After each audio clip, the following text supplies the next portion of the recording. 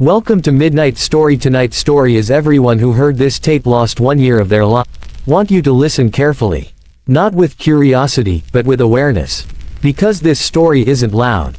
It doesn't rush. It unfolds the way memory does, quietly, and all at once. There was a year of my life that disappeared. Not faded, not blurred, gone. One day I woke up, checked my phone, and felt something was wrong. Not panic, not fear, just a strange smoothness in my thoughts. Like a wall had been painted over where a door used to be. Everyone tells you that memory loss feels dramatic. It doesn't. It feels normal. Too normal. You only notice it when someone says your name in a tone that assumes you should already know something.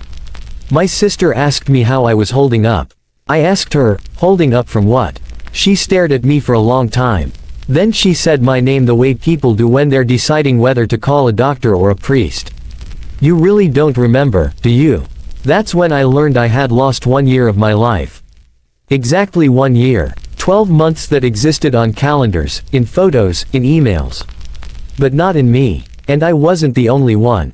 Everyone who heard the tape lost the same thing. At first, I didn't know there was a tape. I only knew that people around me were careful with their words. Like I was fragile. Like I had already broken once and they were afraid I'd do it again. They talked about events I had no memory of. Trips I had taken. Decisions I had made. Conversations that changed everything. My life had continued without my permission.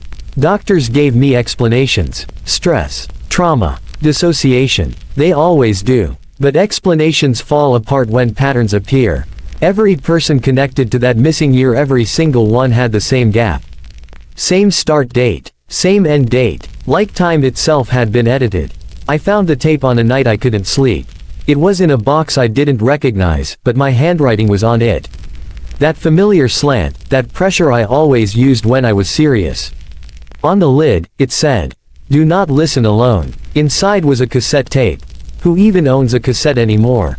On the tape, written darker, slower, like my hand had hesitated. Play once. Never again. I remember sitting there, holding it, feeling something deep in my chest tighten. Not fear. Recognition. Like my body remembered what my mind couldn't. I told myself I wouldn't play it. I told myself that forgetting was probably a mercy. But curiosity is patient, and silence is persuasive. The tape began with nothing. Just room tone. That low, living quiet that makes you aware of your own breathing. Then, breathing that wasn't mine.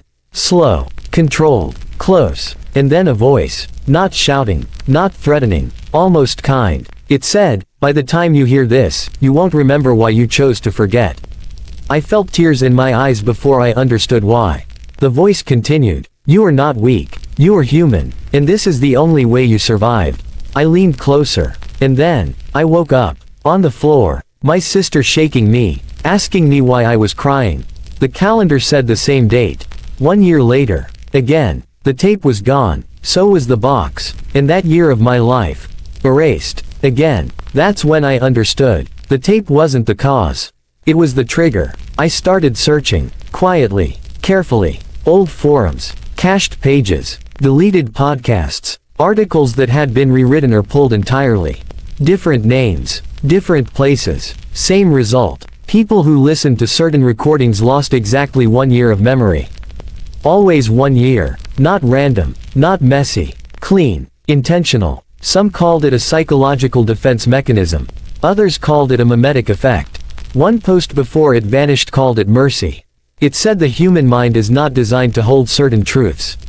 Not lies. Truths. That the brain, when exposed to something too large, too complete, too final, chooses to amputate time rather than collapse entirely. The tape didn't teach you something. It let you realize something. Something about time, about consciousness, about how past and future don't sit politely in lines. For 1 year, you become aware. Fully aware. And that awareness breaks people. So the mind deletes the year where you knew. I found an email I had written during my missing year. It ended with a sentence I don't remember thinking, but I recognize as mine. I recorded the tape so none of us would have to be alone with the truth. I don't know what I learned during that year. I don't know what made me decide forgetting was better. But I trust the version of me who made that choice. Because I'm still here. And sometimes survival looks like loss. Sometimes protection feels like emptiness. If you ever find a recording that feels like it belongs to you, if it's labeled in your handwriting, if something in your body tells you that listening will cost you time, please listen to that feeling. Some knowledge doesn't kill you. It just takes a year of your life and leaves you breathing. If this story kept you company tonight, if it felt human, quiet, real, there's something no one tells you about forgetting. It doesn't feel like something was taken. It feels like something was never there. That's what makes it dangerous. After the second missing year, I stopped trusting my own sense of time. I stopped saying things like, last year, or, a few months ago. I spoke carefully, the way people do when they've been burned by certainty. Because certainty was the first thing to go, I began keeping journals, detailed ones, dates, times, small, ordinary moments, what I ate, who I spoke to, how I felt, not emotions, those lie, physical facts. And every time a year disappeared, the journals stopped. Not abruptly, not violently. They just ended, mid-sentence, like I had stood up, calmly, and walked away from my own life. I started noticing other things too.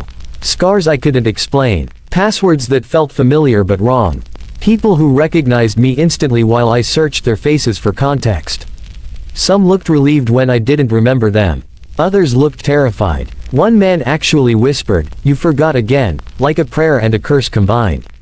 That's when I realized the worst part wasn't the memory loss.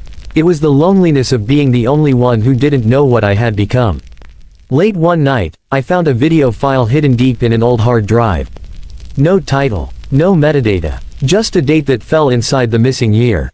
I didn't recognize the room, but I recognized the voice.